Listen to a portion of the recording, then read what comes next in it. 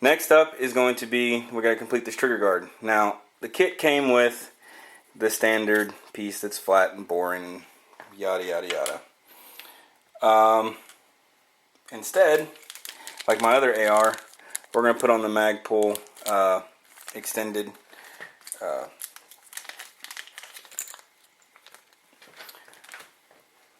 trigger guard. Sorry, losing my train of thought.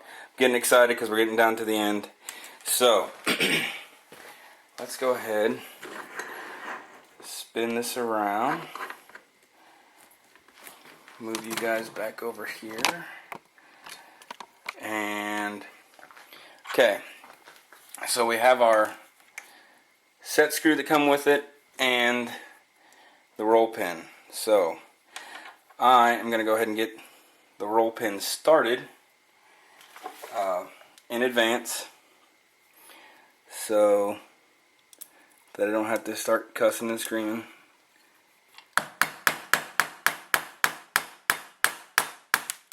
Or I'm going to go ahead and start the cussing and the screaming early. This is a really tight, when I put this one on my other gun, I actually used the pin that was already in it because it was so stiff that I couldn't even get it to go. Alright, looks like I've got it going now. So then we'll just stick that in there and carefully hammer away. Guys, I actually found a long-handled Allen wrench and got her tightened down. Sorry about that. Now, safety check. It is on safe right now, so holding your thumb over the hammer just in case it doesn't work. See? Safety works. Now, it's on fire. It fires. It works. Holding the trigger. Test the reset.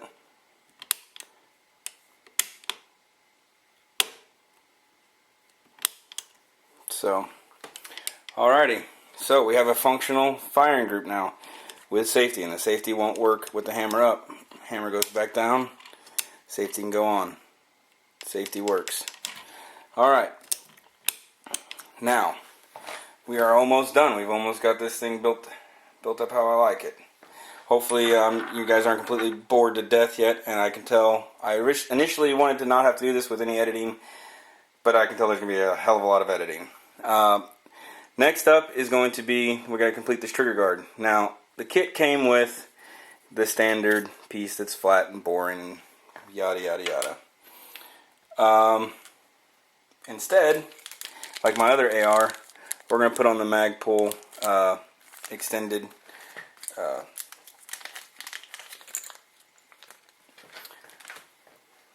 trigger guard. Sorry, losing my train of thought. Getting excited because we're getting down to the end. So, let's go ahead, spin this around, move you guys back over here, and okay, so we have our set screw that come with it and the roll pin. So, I am going to go ahead and get the roll pin started in advance so that I don't have to start cussing and screaming.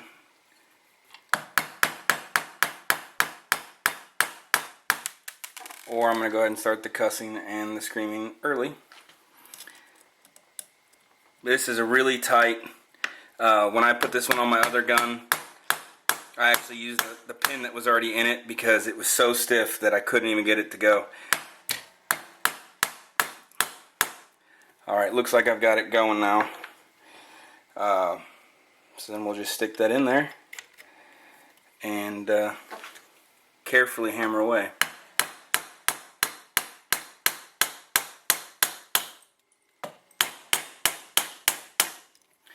Okay, let's get pin or punch so I don't tear up my brass hammer too bad on this one build. I have a bigger hammer. I just figured I'd use this one because I figured I was going to do a little bit of damage to this one. And as you can tell, it's getting its wear marks on there, but it's still a perfectly fine hammer.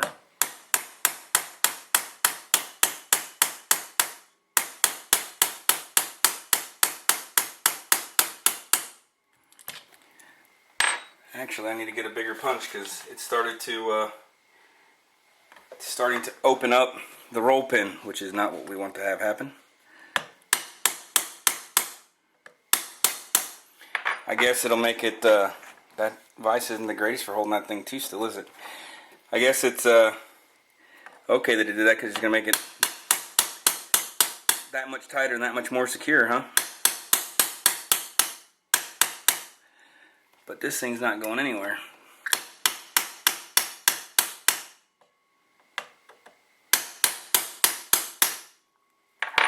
Now, getting close, the roll pin did get marred up a little bit. That's not the, let's see if I can, that's just the pin that's getting not focused in on.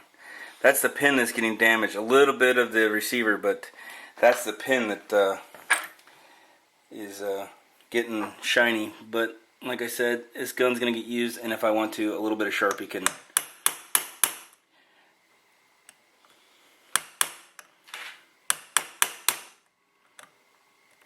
And then just trying to make sure it's flush on the other side and somewhat symmetrical.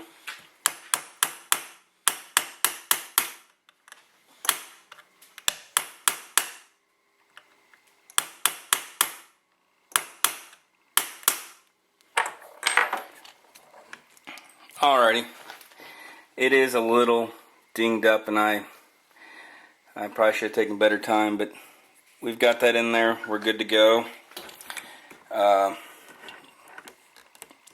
Like I said, there's nothing that's not much to worry about, and that's easily able to be corrected. Okay, now we just need to get our Allen wrenches back out, because this little tiny pin that they send with you, which, hang on, let me find it in the camera, and it does already have Loctite on there. I don't know if you, there you go. It does already have Loctite on the threads. So all you have to do is get it going, tighten her down. This is probably the easiest part of the whole build, and I'll probably still find some way to mess it up. I've already installed one of these before, thinking I know what I was doing. I wish that roll pin on those wasn't so tight, because like I said, I used the factory one. I didn't use the one that Magpul gave me because it was so ridiculously tight that I was afraid I was going to do that to my other gun. But it's not really, I'm not too worried about it. Probably should be, but this is my first build. I plan on keeping this around.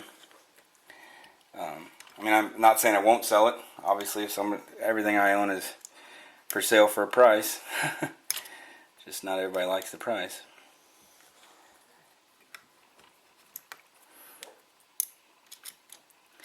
Just finishing this up real quick.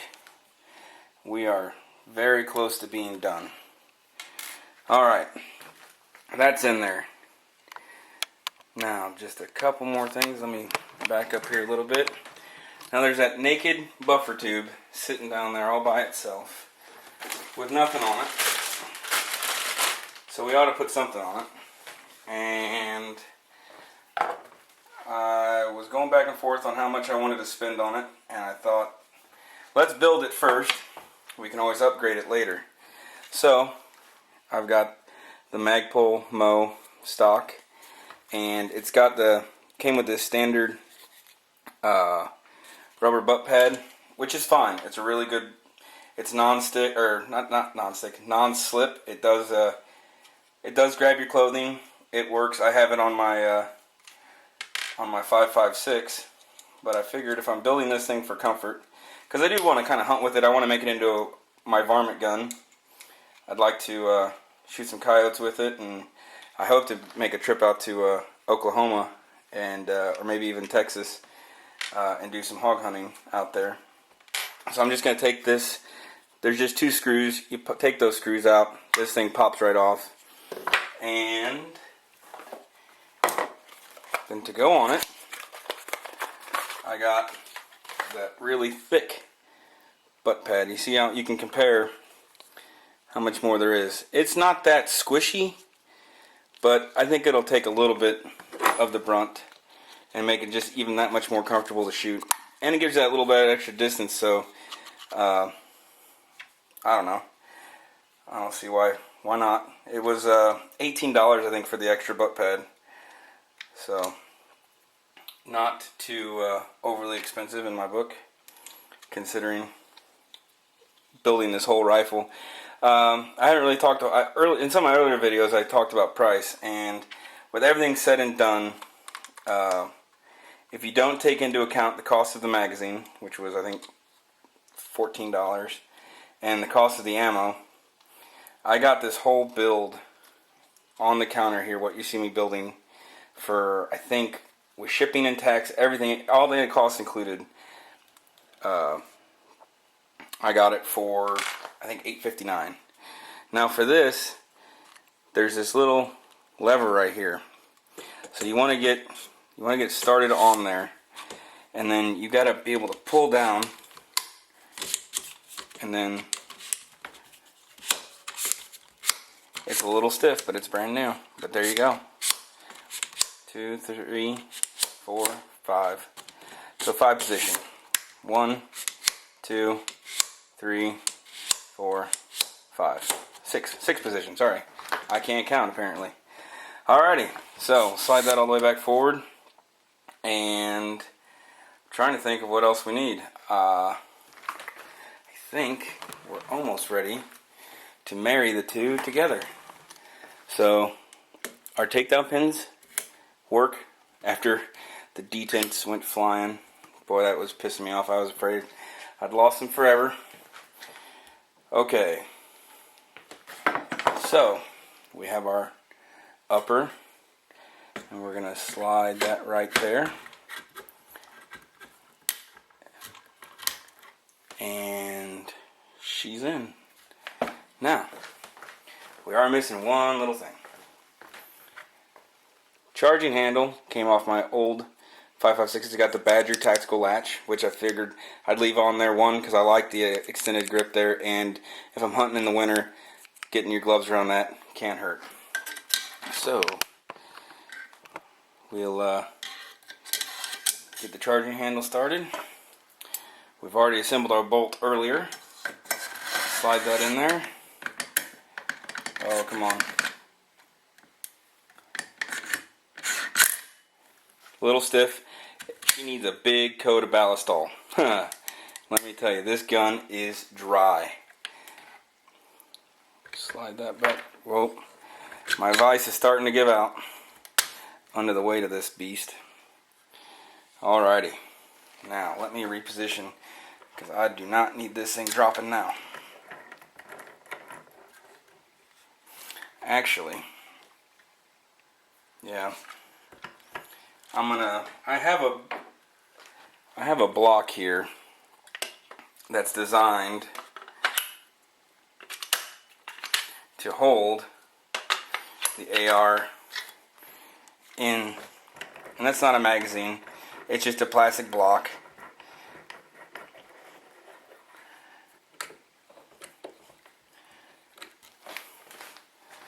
Alrighty, let's see here, what do I want to do? I want to raise you guys up, because the reason I haven't been using it is for this reason, is because it makes the gun stand so much higher than what it needs to be. Alrighty, back out here a little bit, raise it up, and there she is. I don't know if the lighting in here does it justice. My kitchen lighting is not exactly the best, but I know what a lot of you are thinking. Well, yeah, great, now it's ready to fire, everything should work. Boy, she's dry. So, ready to go, ready for a test fire. How are you going to see what you're going to hit?